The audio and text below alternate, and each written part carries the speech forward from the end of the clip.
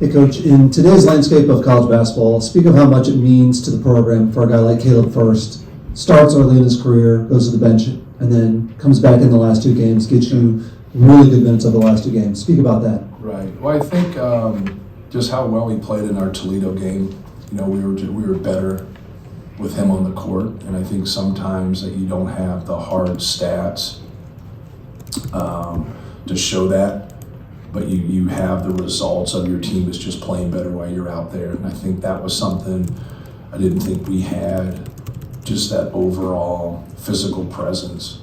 And I thought it was kind of perfect timing because Dawson Garcia causes problems if you can't move your feet and you can't handle him physically. So I thought he did a good job matching up to him, and then I thought he did a really good job matching up to Martinelli tonight and just trying to use his size and his quickness and just overall physicality with those guys.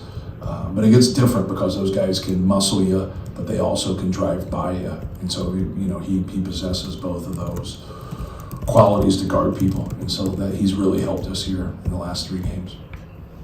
Matt, I think after the Toledo game, you said your guys need to be around the ball a little bit better. You had 4 guys with 6 rebounds. CJ Cox had 8. Right. Do you feel like they're starting to embrace that? Is that getting to where you want it to be competitive in the Big Ten? Yeah, it's been better the last couple games. And that's what, I think each team that you play causes different challenges. And then some people cause different, like Maryland caused some real challenges on their front line, just with that, elite size. But I thought our guys were good tonight. Anytime we can out-rebound somebody and have fewer turnovers, we've been really successful. But yeah, our guys were around the ball, and obviously CJ had 8. Barnhizer and Martinelli needed 23 shots with 21 points, turned it over 10 times. Just what did you like most about this team-wide defensive performance that seemed involved? Yeah, well, we might have overdid it a little bit, but we were just scheming to keep them out of the paint, whether they were ISOing us up top, which is harder to scheme against, but when you get on the side, it's a little easier to scheme. We were fortunate when they skipped a couple of them that they missed them because they normally make those shots, but we just didn't want them getting into a rhythm of scoring on us, getting fouled, just kind of having the smorgasbord of everything. But how we did things is just really a backhanded compliment to those 2 guys. They've really played well and had great careers, but they're both physical, they have good size, but they also have good skill in terms of driving and wheeling and dealing. Martinelli is so good when he gets at that intermediate space of shooting his floater. And then Brooks is just like a big guard, and but they put him and they kind of force that 3 or 4 to handle him. And he has good positional size, but he's quick and he can make plays. He can make pull-ups, he can shoot fadeaways, he can make threes, he can drive it, he can get on the glass. So that was something we're just trying to make it hard for them and have active hands and not let them kind of get to their sweet spots. CJ probably giving up 8 or 9 inches when he's guarding the ball on Brooks, but he did a good job getting the ball out of his hands. What did you like about him? And then also kind of throwing Miles into that role similarly. Yeah, well, we didn't think much of it in terms of like when they get us in the post, because we thought no matter what guard we put on them, they were going to have a size advantage, and we were going to switch so they wouldn't get any action out of that to where they were getting open shots. So we knew they were going to get to it, force switches, or force you to play from behind. We didn't want to play from behind, so we didn't worry about the matchup. We just told CJ to try to pressure him as much as possible when he's out on the perimeter or he's bringing the ball up the court. But we were going to switch it, and then when we had those matchups, we wanted to stay square on them until they started to dribble down and turn their back, and then we were going to come with a double. They did a good job of diving a couple times and took out our guy that was supposed to rotate. And so like now when things of that nature happen, you got to be able to make that next play. But they didn't get to that a lot. They got to it some. But I liked it. Obviously, it was successful. We obviously forced a lot of turnovers there. But I also know if we played him in a week at their place, they'd probably get that figured out and make better decisions. Casey. Man, you guys haven't got to the best starts throughout the season, but today it seemed like defensive focus, energy was there. Yeah.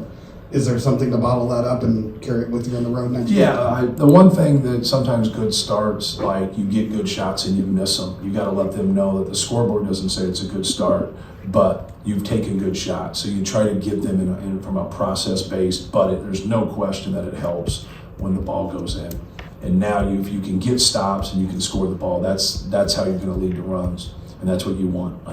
If you can get a run in each half, you're normally going to win the game. If you can get a 10-12-0 run in each half, you're going to win the game. You can get one of them. Sometimes it's a difference maker. But that's what we, are always trying to do. Sometimes it just doesn't come off that way.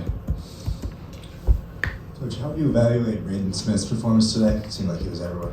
Yeah, he's a good player. He allows us to do a lot of different things in ball screen offense. With his ability to pass the ball, it's not the easiest thing to do to make those pocket passes to Trey Kaufman the way he does. But to me, for him, it all starts with him being hungry and shooting. So when he dribbles down and shoots, or he doesn't pass and shoot in those situations, we encourage that. We think those are high percentage shots, but it also keeps everybody honest. So now when those guys are hedging or they're switching or they're getting out, we just have to make the right reads. And when he's making the right reads and being aggressive, we've had a lot of success. But I thought he was really good. Obviously, he's had some high-level games here in terms of his own stats. We don't take him out much, and he sticks in there. But he had a couple too many turnovers tonight. And anytime you're dealing with a great player, you really pick at him because the great ones can always make adjustments. And sometimes he gets frustrated with some things, but. Great ones get frustrated too. But his ability to shoot the basketball and pass the basketball is very unique. Good leader, good player, very competitive, and we just need to, he just needs to keep growing. He just needs to keep growing and keep getting better. Yeah, it seems like with Jakari and CJ in the last couple of games, when they've gotten a defensive rebound, they're really ripping and going and pushing. Right. Has that been a point of emphasis with them when they're the secondary ball handler on the floor? Not really. They're just kind of doing it, and that's good because it shows that they're getting more comfortable out there.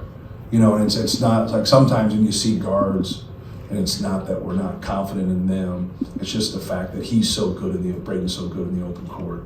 So now getting it to him, we do drills in terms of working on our outlets. But when they do get it in that drill, they're supposed to push and then advance to him.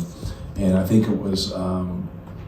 Toledo, he had a couple threes where he was the recipient of that, where he's running on the break and just catching it and shooting the basketball. But I thought Jakari, especially that drive he had, I thought he looked kind of more comfortable out there. And CJ, anytime you start or anytime you get to play more, it should boost your confidence. It should help you get comfortable while you're playing out there. And sometimes it takes a while to get comfortable while you're out there, especially if you get spot minutes or inconsistent minutes. Anything else? Thank you, guys. Thank you. Thanks, Coach.